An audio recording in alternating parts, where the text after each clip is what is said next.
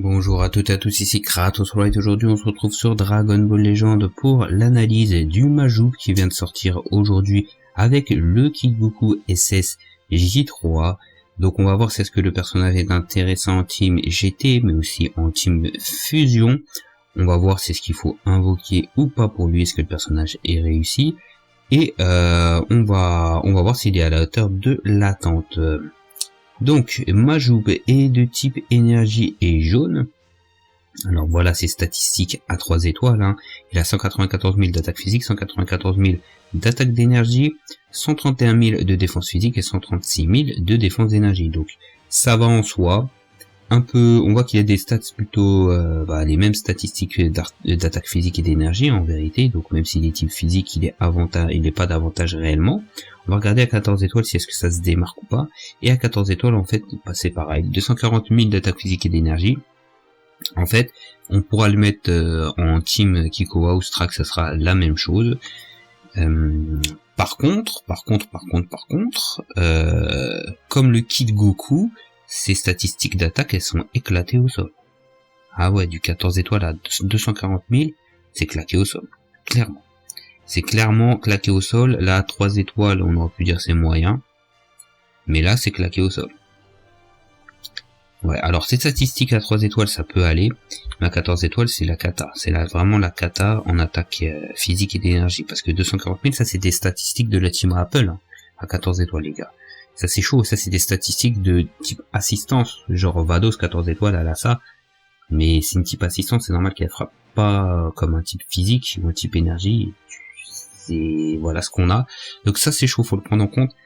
Par contre en défense physique et d'énergie, y a rien à dire, c'est excellent.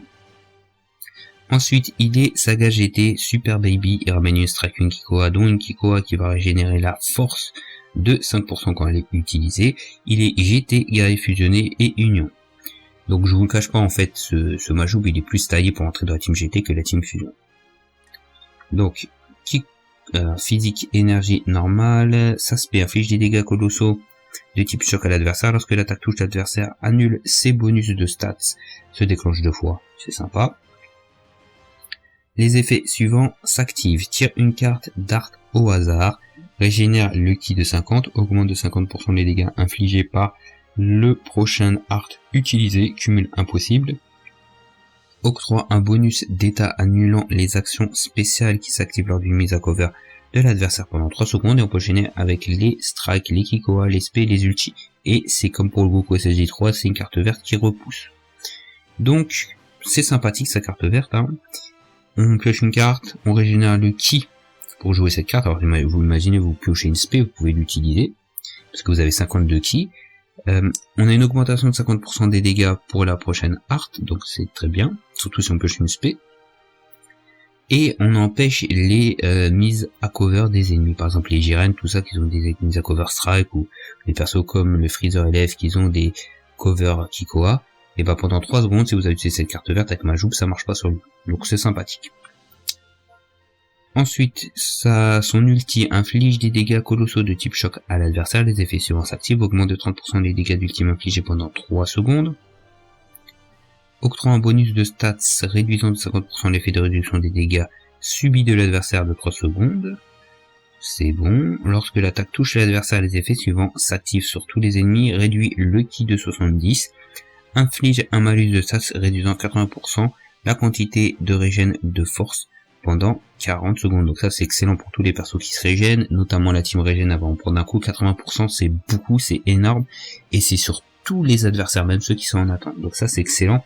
Réduction du ki de 70, c'est un truc de fou. Donc son ulti à lui, elle est excellente. Augmentation de dégâts, on perce de 50%, on réduit le ki de tout le monde de 70, et moins 80% de régène de force. Ça c'est excellent, 40 secondes c'est très bon. Donc pour moi son ulti il est très fort à ce niveau là. Sa capacité principale: tire la carte d'art ultime au tour suivant, régénère la force des alliés de 15% et le ki de 40, augmente de 40% les dégâts d'énergie infligés pendant 20 secondes, augmente de 2 rangs la vitesse de pioche de carte d'art pendant 10 secondes et tout utilisable après 25 secondes. Donc c'est sympa. On soigne les alliés de 15%, on régénère le ki de 40, 40% de dégâts d'énergie pendant 20 secondes, c'est fort. Donc là, il va prendre le pas sur son côté attaque physique, parce que là, c'est une augmentation des attaques d'énergie. On a vu qu'il avait les mêmes stats d'attaque physique et d'énergie. Vitesse de pioche plus 2, c'est très fort aussi, mais c'est que pendant 10 secondes. Donc faire attention lorsque vous utilisez votre capacité principale, faut bien la caler au bon moment. Ensuite, ça c'est sa cap Z à 14 étoiles, donc à 6 étoiles, ça sera une augmentation de 30% d'attaque physique et d'énergie des guerriers fusionnés et des IGT, et il va augmenter de 18% la défense physique des persos qui sont à la fois guerriers fusionnés et GT. Donc du coup, les Goku SSJ 4... Ah ouais, non mais il est pas guerrier fusionné, je m'en fous. Non, en fait, cette partie de la cap Z, ça va concerner que lui et Gogeta 4 en fait. Donc, que dire? Alors là, ils sont malins, parce que, en fait, quand il sera à 3 étoiles, il va augmenter uniquement les guerriers fusionnés, et à 6 étoiles, il va augmenter les GT. Majoub, les gars, il est plus GT que fusion, en réalité. C'est un perso GT avant tout, donc ils l'ont fait exprès pour nous pousser à aller à la 6ème étoile. Donc ils sont fut. Sinon, au-delà de ça, la cap Z, comme toutes les cap Z depuis Vados et Champa, Jiren et compagnie, c'est des très bonnes cap Z. Ensuite, son premier passif, au début du combat, augmente de 15% les dégâts infligés par les alliés, annulation impossible. Alors, donc c'est sympathique en fait cette augmentation, c'est pour les alliés. Après, c'est pas de ouf, 15% c'est rien. On va préférer au minimum 20%, mais bon, c'est quand même ça. Une fois entré en scène, les effets suivants s'activent, régénère le ki de 40, augmente de 70% les dégâts infligés, cumul impossible, réduit de 30% les dégâts subis, annulation impossible, tire une carte d'art unique au tour suivant, se déclenche une fois. Donc ça c'est sympa. Alors c'est dispellable, mais à chaque fois qu'on entre en scène, ça revient, donc c'est pas un souci. Donc on entre en scène 42 ki, 60% de dégâts, 70% de dégâts, donc ça c'est déjà très bien pour rattraper les statistiques bases du perso, mais je rappelle que t'as des persos qui ont des 260 000, 65 000 d'attaque physique ou d'énergie, et qui ont des augmentations comme ça, derrière. C'est ça qu'il faut se dire. C'est ça qu'il faut se dire. C'est à prendre en compte. Donc SP aussi, c'est très bien aussi. Mais ça se déclenche une fois. Alors, son dernier passif, lors d'une mise à cover, cède les cartes d'art physique de l'adversaire. Excellent. Donc lui, faut toujours le faire entrer sur une mise à cover, tout simplement. Les arts scellés sont inutilisables pendant 3 secondes. Ok, c'est un peu... non, c'est vraiment fort, il n'y a rien à dire là-dessus. Lorsque vous êtes sur le terrain, les effets suivants s'activent quand vous tirez une carte d'art.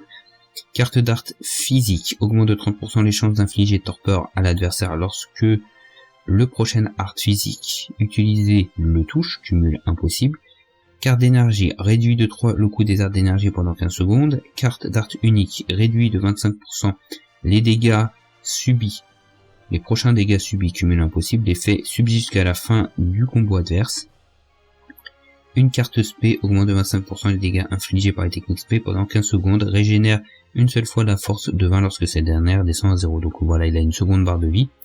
Mais 20% de la force, c'est pas beaucoup, hein. C'est pas beaucoup. Mais bon, c'est déjà ça. Donc, que dire de ce second passif? Alors, le scellement des cartes, c'est excellent. Et là, ça va vraiment dépendre à 30% de chance de... Alors ça, c'est que lorsqu'on pioche, c'est pas quand on les utilise. C'est ça c'est encore mieux. Parce que s'il fallait qu'on touche ou fallait qu'on les utilise, ça serait un peu relou. Là, c'est juste quand on pioche les cartes. Donc il va avoir souvent la possibilité d'infliger torpeur. Mais ça se cumule pas. Donc c'est un souci, parce que 30%, ça va être très rare de pouvoir infliger torpeur. Réduction de coût des cartes. Par contre, ça c'est bien parce que ça se cumule. Ça veut dire si vous piochez 2 cartes d'énergie, vous allez avoir une réduction de 6 du coût des cartes. Donc ça, c'est une bonne chose. Et il est type énergie, je le rappelle. Mais il ramène quoi comme carte? Dommage qu'il ramène pas de Kikoa, ça aurait été mieux. Et alors, on en est où? Ensuite, ça SP augmente de 25% les dégâts des SP. Donc, que dire de ce Majoub? Bah, il est sympathique. Pour moi, il est pas ouf. Et alors, il est mieux que le Kid Goku, c'est clair. Mais pour moi, il est pas ouf, hein. Pour moi, il est pas ouf. Alors, pour la team GT, il sera beaucoup mieux que le vieux Goku CJ4 LF, hein, qui est claqué au sol. Hein, part sur les SP, les ultis, où il sera fort. ce Goku SSJ4 LF, mais Majoub il peut prendre sa place. Maintenant lui jamais il prend la place de Gogeta Blue en team fusion, jamais de la vie, même si vous l'avez qu'à 2 étoiles, c'est clair et net. Pour moi voilà. Donc est-ce qu'il voilà, il peut faire des trucs sympas avec lui, mais pour moi c'est pas un perso de ouf en réalité. Stats basses, voilà quoi, il peut faire des trucs sympas, mais voilà. Voilà, moi ce que je pense du perso, dites-moi ce que vous pensez, si vous l'avez drop, si vous l'avez utilisé. Peut-être que in-game, ça sera un perso super fort. Parce que des fois, le souci c'est ça, c'est que des fois, en voyant comme ça son kit, bah on n'est pas chaud, mais in-game, il y a des persos qui nous surprennent. Et des fois c'est l'inverse, il y a des persos qui ont l'air forts, mais en fait ils sont pas si forts que ça. Donc voilà. Est-ce que je vous conseille de invoquer sur ce portail? Clairement pas. Moi je vous dis clairement pas, il faut Skype. Skype et tous. Franchement, même si t'es GT, Skype frérot. Skype. Reste avec tes Zenkai, Goku SSJ4, avec Vegeta SSJ4, avec Super C17, avec Gogeta 4. Reste avec eux, t'as pas forcément besoin d'un jaune ou d'un bleu dans ta team pour l'instant. Franchement, tu vas gaspiller tes CC et surtout oublie pas que là, on a l'événement du Vegeta là, qui est sorti avec les tickets pour pouvoir drop le prochain LF. Donc le prochain LF, il va pointer le bout de son nez, soit mercredi, soit la semaine d'après. Sachant que le portail là du Goku, le portail de Bojack et de Gohan, il se termine mercredi. Donc on n'est pas à l'abri que ce soit là tout de suite qu'on l'ait. Faites attention à ça aussi. Imaginez que c'est un GT le mec.